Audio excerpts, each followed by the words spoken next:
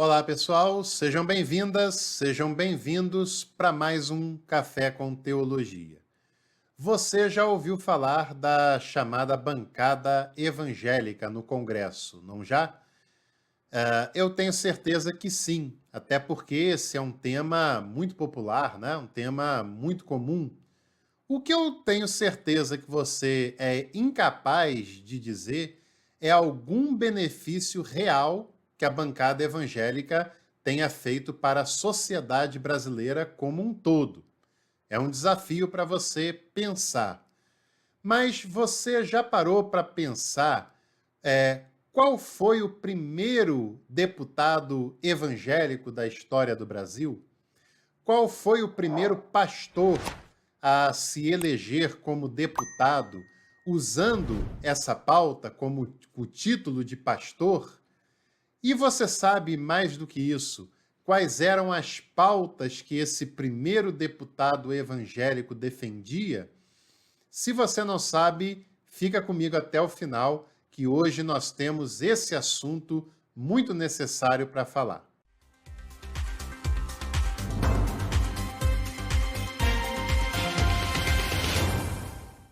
Também fica aqui o meu convite para você apoiar esse trabalho. Você pode se associar lá na plataforma Apoia-se com o valor mensal que você quiser. Você pode enviar sua contribuição pelo Valeu Demais ou pela chave Pix e você também pode ser membro aqui do canal. Por apenas R$ 29,99, você não apenas contribui com o canal, como também tem acesso a conteúdos exclusivos, como as aulas do nosso curso livre de teologia. Escolha uma dessas modalidades, venha nos apoiar e participe conosco do Café com Teologia. Muito bem, quando eu falo do início, né, do primeiro deputado eleito com a bandeira de que era um pastor, né, tendo lá o pastor ao lado do seu nome, o primeiro evangélico a ser eleito dessa maneira, com o chamado voto evangélico, talvez hoje na sua mente, já que nós estamos em pleno curso da teologia do domínio no Brasil, e isso é muito sério, se você não sabe o que é, eu vou deixar na tela final para você conhecer o que é a teologia do domínio, né? Hoje que nós vemos muitos pastores, muitos líderes evangélicos que abraçaram um projeto de poder político, religioso e econômico e que têm tentado tomar conta do Congresso Federal e passar leis segundo os seus interesses. Quando eu falo de pensar no primeiro cara que era pastor e foi eleito como deputado, talvez venha à sua mente alguém como esses deputados que nós conhecemos hoje, talvez defendendo até as mesmas pautas de hoje. Mas o personagem de hoje é surpreendente.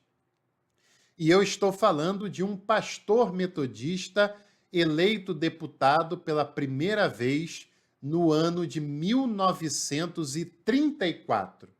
Já existiam evangélicos na política antes de 1934, tem pelo menos 2 registros anteriores.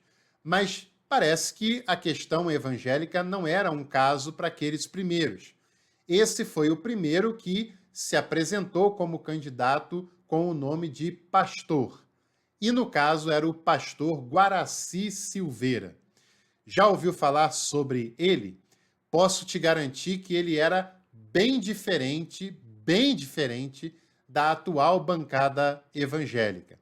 Essa atual bancada evangélica defende pautas morais e pautas de costumes, além dos seus próprios interesses e de ser profundamente alinhada com a extrema-direita no Brasil.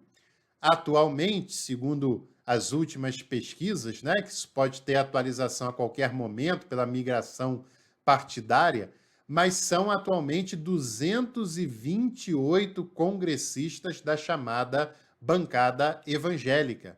Para você ter uma noção do tamanho disso, são 202 deputados federais.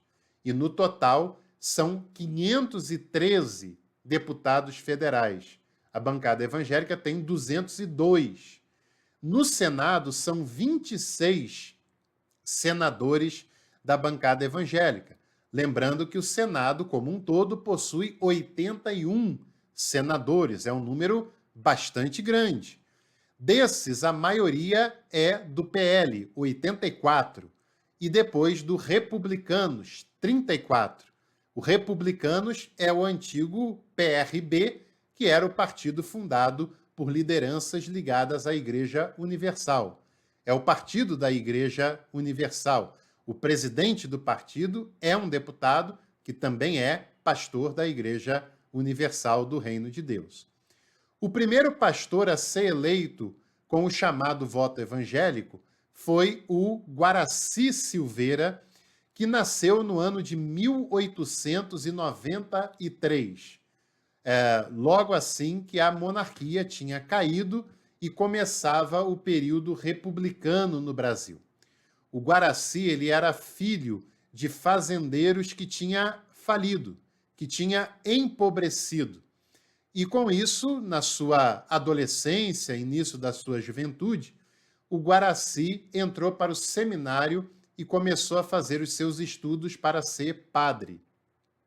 Também é muito importante a gente dizer que naquela época, né, no início do século XX, muitas pessoas entravam, muitos rapazes principalmente, entravam para os seminários não necessariamente para ser padres. Muitos seguiam até o sacerdócio, mas vários outros para ter estudos formais de qualidade, né? Não era tão fácil assim o acesso à universidade pública, eram pouquíssimas as que se tinham, e os seminários era uma alternativa um pouco mais acessível nesse cenário. O Guaraci entrou para o seminário, estudou para ser padre, e o valor dos estudos, da qualificação, já é um diferencial do Guaraci em relação a tantos outros que apenas usam o fato de ser evangélico, pânico moral, para ganhar votos de outros evangélicos, né? O Guaraci não era o caso. Ele estudou, levou a sério o estudo teológico, a formação sacerdotal, e mesmo que depois ele tenha se desligado da Igreja Católica e do plano inicial de ser padre, ele se tornou metodista em 1915, deu continuidade aos seus estudos e acabou se tornando pastor ordenado da Igreja Metodista do Brasil em meados da década de 10, né, do século 20, 1915, 16 aproximadamente. O pastor Guaraci Silveira era atuante dentro da Igreja Metodista e também fora da Igreja Metodista. Ele entendia que a igreja tinha um papel social a ser prestado e que esse papel não era essa alucinação da teologia do domínio de exercer influência e dominação sobre todas as áreas da sociedade. Isso nem passava pela cabeça do Guaraci Silveira. O papel que ele pensa da igreja diante da sociedade é o papel de servir a sociedade, de ser um apoio à sociedade, de ser um lugar em que as pessoas se sintam acolhidas e, principalmente, a luta de todas as igrejas em prol da justiça social que assolava e ainda assola muitas pessoas que mal têm o que comer e outras que nem isso têm, né? O Guaraci também defendia a atuação da igreja para os que eram de fora, não apenas para beneficiar a própria igreja, não visando os interesses denominacionais, os interesses de um determinado ministério, mas para ele, a igreja, o papel da igreja não é de se empoderar economicamente ou politicamente, mas o papel da igreja é servir os de fora dela também e principalmente. Outra coisa importante é que o Guaraci foi um fiel defensor da separação entre a igreja e o Estado. Ele era um grande defensor do Estado laico, até porque, em 1932, 34, houve uma reaproximação do catolicismo com o governo Vargas, que tinha se estabelecido em 1930, e ela tentava voltar a exercer a influência de religião oficial que tinha na época do Império. A Primeira República, de 1889 a 1930, foi profundamente hostil ao catolicismo, à religiosidade, embora um Estado laico, né, que não prejudicava ostensivamente, mas manteve muito clara a separação entre igreja e Estado. E com a Revolução de 1930, o catolicismo viu no governo de Vargas uma possibilidade de ampliar a sua influência perdida com a proclamação da República, inclusive colocando na nova Constituição de 34 a volta do ensino religioso, que era uma tentativa de exercer um catecismo na rede pública de ensino. O Guaraci Silveira ele era defensor da separação igreja-estado e ele era contrário ao estabelecimento do ensino religioso nas escolas públicas. Para ele, o ensino religioso deveria ser feito nas igrejas, nas paróquias, na catequese, na escola bíblica ou então nas escolas confessionais ligadas à igreja, não no espaço público. Era essa a posição do pastor Guaraci Silveira. E uma outra coisa também muito rica é que o Guaraci defendia a separação da Igreja Metodista do Brasil em relação à Igreja Metodista dos Estados Unidos. Ele não queria uma igreja colonizada, ele queria uma igreja autônoma, independente, uma igreja livre e que pudesse ter a cara cultural e administrativa da realidade brasileira. Então, só por esses comentários iniciais, nós já percebemos como os valores, as prioridades do pastor Guaraci Silveira eram bem diferentes da maioria dos nomes de evangélicos que tentam exercer influência política no cenário atual, né? Já deu para perceber isso. Além do mais, nós devemos dizer que o Guaraci Silveira ele foi capelão durante a Revolução Constitucionalista de 1932.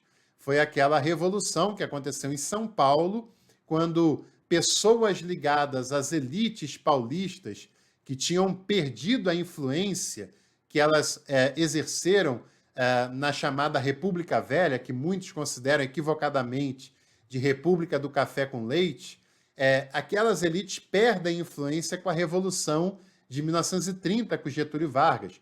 O Getúlio era uma liderança política do Rio Grande do Sul, o seu vice-presidente, que foi assassinado antes da posse, o João Pessoa, era do Nordeste, era da Paraíba, eles eram apoiados por outras forças, inclusive os mineiros, e há uma revolução em São Paulo contra o governo do Vargas, e o Guaraci Vieira serviu, na época da Revolução Constitucionalista, como um capelão.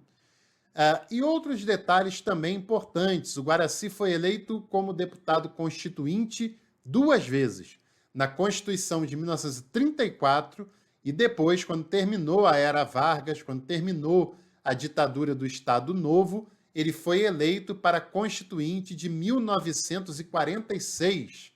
Essa considerada uma das constituições mais liberais, mais progressistas, mais avançadas que o Brasil já teve, é claro, até a Constituição de 1988. O Guaraci, como deputado, ele era a favor do direito ao divórcio, lei que só seria aprovada 40 anos depois do primeiro mandato do Guaraci, em 1934, né? Aproximadamente 40 anos depois.